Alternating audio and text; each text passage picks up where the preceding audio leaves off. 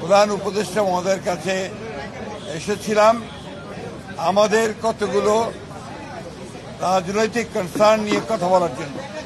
হচ্ছে অন্তর্বর্তীকালীন সরকারকে এখন কেয়ারটেকার গভর্নমেন্টের আদরে নিতে হবে। আমরা বিএনপির পক্ষ থেকে আজকে আমাদের জাতীয় স্থায়ী কমিটির সদস্য জনাব আমির খসরু এবং জাতীয় স্থায়ী কমিটির সদস্য জনাব সালাউদ্দিন আহমেদ সহ আমরা আজকে প্রধান উপদেষ্টা মহোদয়ের কাছে এসেছিলাম আমাদের কতগুলো রাজনৈতিক কনসার্ন নিয়ে কথা বলার জন্য। বিশেষ করে আগামী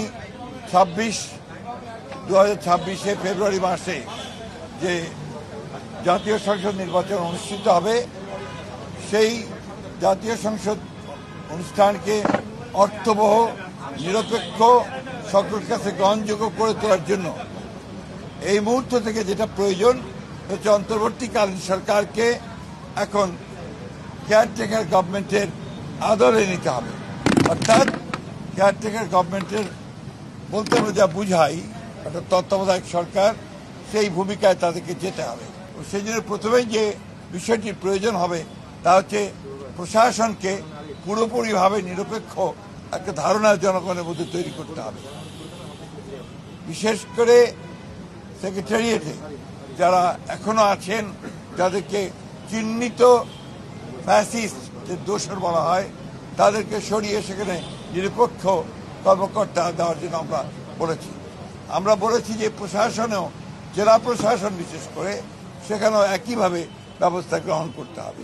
এবং আমরা কিছু কিছু কথা বলে এসেছি যেগুলো আমরা মনে করেছি যে তারা এখনো সেই পুরনো সরকারের, ফ্যাসিস্ট সরকারের স্বার্থ পূরণ করছে, তাদেরকে অপসারণের কথা আমরা বলেছি।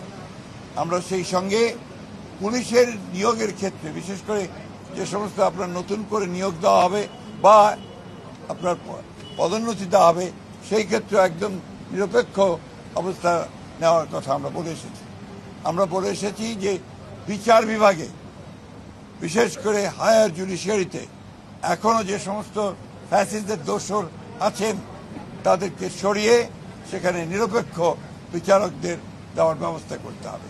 যদিও এটা জুডিশিয়ারি ব্যাপার, তারপর প্রধান উপদেষ্টা যেহেতু সবকিছু দায়িত্বে আছেন, তার কাছে আমরা আমাদের সেই কনসার্নগুলো জানিয়ে এসেছি। এবং সরকারকে সম্পূর্ণভাবে নিরপেক্ষতা বজায় রাখার জন্যে সরকারের মধ্যে যদি কোনো দলীয় লোক থেকে থাকেন তাকে অপসারণ করার জন্য আমরা দাবি জানিয়ে এসেছি। এটাই ছিল প্রধান মূল কথা।